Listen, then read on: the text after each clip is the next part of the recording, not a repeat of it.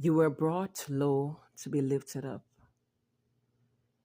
In the book of Psalm 116, verse 6, the psalmist said, "The Lord preserveth the simple. I was brought low, and he helped me."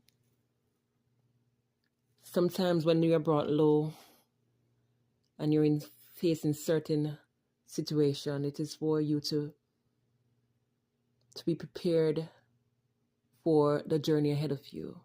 It is God preparing you for your destiny. Sometimes we will be brought low so God can take pride out of us.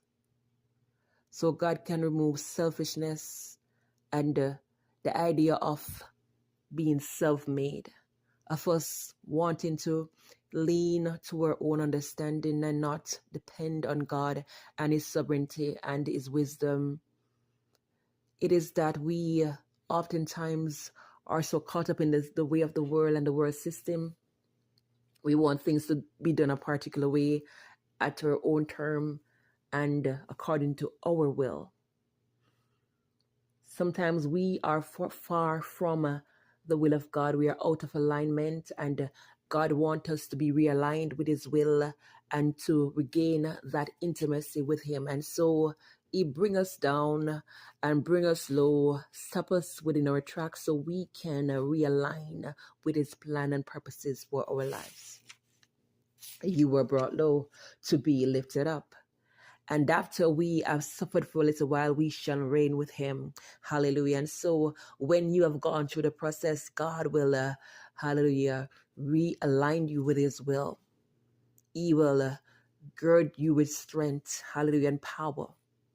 You will receive wisdom and a greater understanding. You will now begin to lean and trust in the Lord and lean to the will of the Lord and surrender your will to His will and surrender your will to His wisdom. Knowing that we're human and we know it not all things, but God know it all things and see it all things. And so we begin to trust in God. You were brought low to be lifted up.